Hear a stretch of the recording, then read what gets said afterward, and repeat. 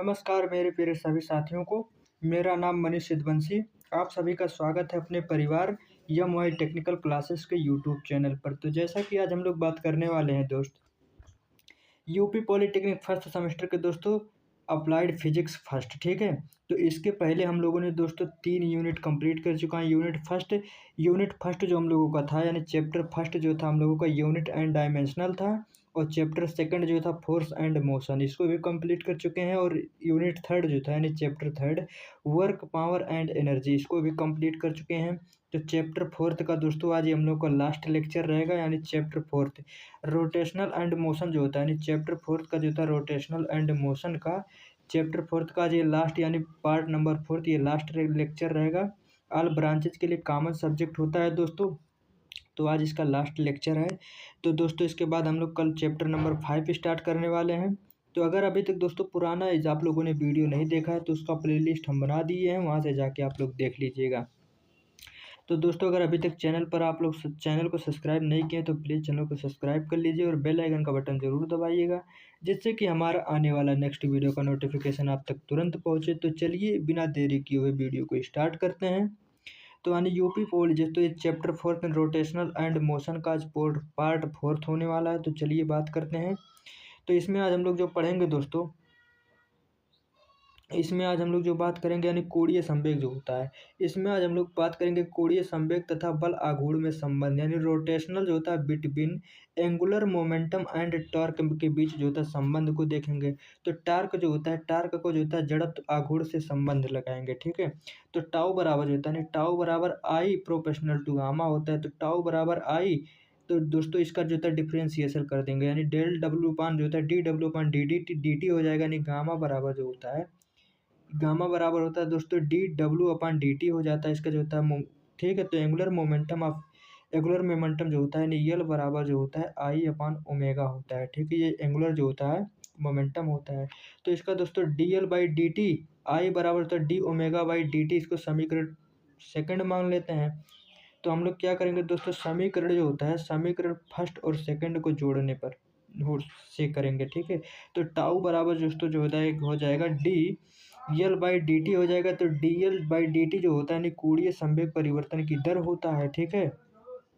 किसी पिंड जो होता है, किसी पिंड के कोणीय संवेग परिवर्तन, किसी पिंड जो होता है, किसी पिंड के कोणीय संवेग परिवर्तन की दर को उसी पर लगने वाला जो होता है, दर को उस पर लगने वाला बल आघूर्ण के बराबर होता है, ठीक है। इसी को हम लोग कोणीय संवेग और बल आघूर्ण का संबंध कहते हैं। यानी किसी पिंड के कोणीय संवेग परिवर्तन की दर उस पर लगने वाले बल आघूर्ण के बराबर होता है, यानी the rate of change angular momentum of body is equal to the जो होता है मोमेंटम ऑफ फोर्स जो होता है अप्लाइड ऑन इट, ठीक है। उम्मीद करता हूँ इतना आप लोग को समझ में आ गया होगा। चलिए आगे बढ़ते हैं दोस्त।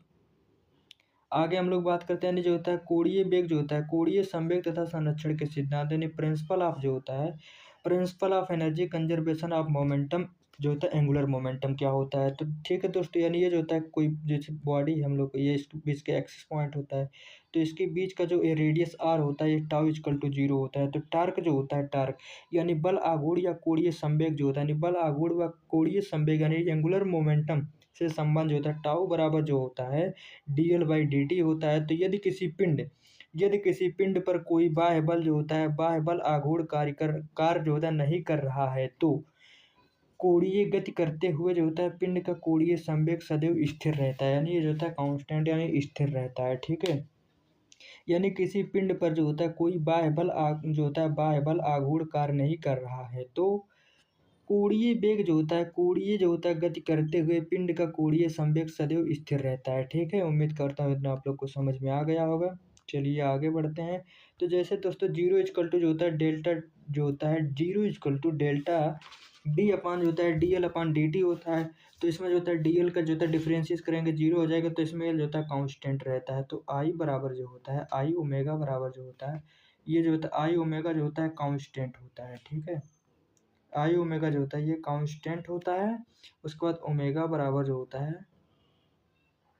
कांस्टेंट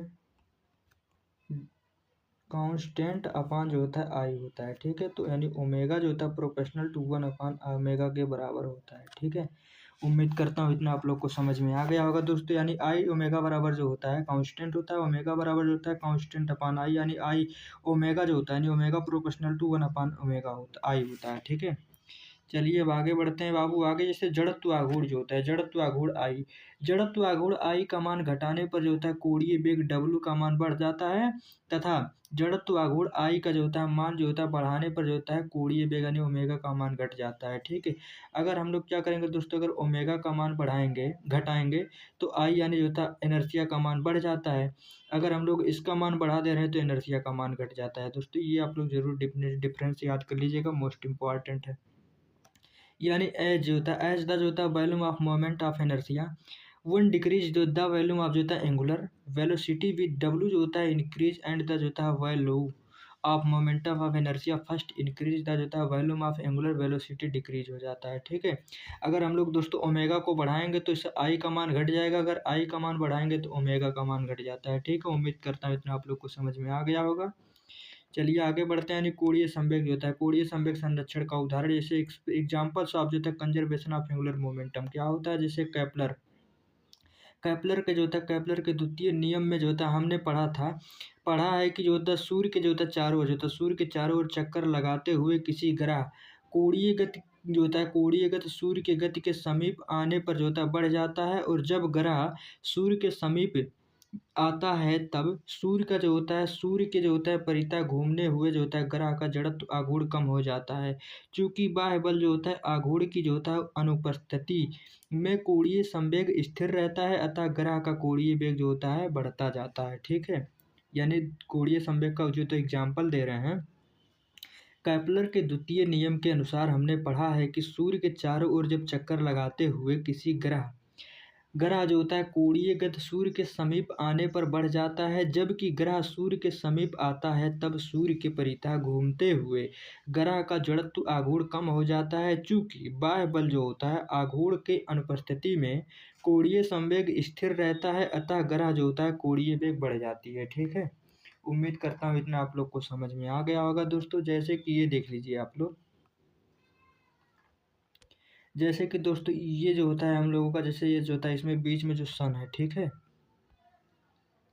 ये जो होता है सन है, ठीक है, तो सन जो होता है इसमें जो होता है ये जो होता है पृथ्वी है, यानी सन जो होता है पृथ्वी होता है, और ये जो होता है एक जो होता है यहाँ सन है, ठीक है, ये भी पृथ्वी है। तो जैसे कि दोस्तों जब पृथ्वी जो होता है पृथ्वी से सूर्य जब दूर जाता है तो जड़त्व आघूर्ण ज़्यादा और कोणीय वेग कम हो जाता है। जब पृथ्वी जो होता है सूर्य से जब सूर्य जो होता है पृथ्वी से जो होता है दूर जाता है, यानी समझ लीजिए पृथ्वी है, पृथ्वी जैसे जब सूर्य दूर जाता है तो इसमें जड़त्व आघूर्ण ज़्यादा होता है और कोणीय वेग जो होता है यानी कोणीय वेग जो होता है ये कम हो जाता है, प्रोफेशनल टू दोस्तों 1 अपान आई जो होता है आई का मान बढ़ जाता है। ठीक है, यानी जब सूर्य पृथ्वी से दूर जाता है तो जड़त्व आघूर्ण का मान ज़्यादा हो जाता है और कोणीय का मान कम हो जाता है। ठीक है, उसके बाद दोस्तों जब पृथ्वी के समीप जो सूर्य आ जाता है तो इसमें जो होता है ओमेगा का मान जब बढ़ जाता है ना, ओमेगा का मान बढ़ जाता है तो आई यानी जो होता है कोणीय वेग का मान घट जाता है। ठीक है, यानी जब पृथ्वी सूर्य के पास आता है तब जड़त्व आघूर्ण का मान कम हो जाता है और कोणीय वेग ज़्यादा हो जाता है। ठीक है, उम्मीद करता हूँ इतना आप लोग को समझ में आ गया होगा। तो थैंक यू दोस्तों, वीडियो पसंद आए तो प्लीज़ चैनल को सब्सक्राइब करिएगा और वीडियो को लाइक करिएगा। फिर मिलते हैं कल और एक नई वीडियो के साथ, तब तक के लिए जय हिंद जय भारत।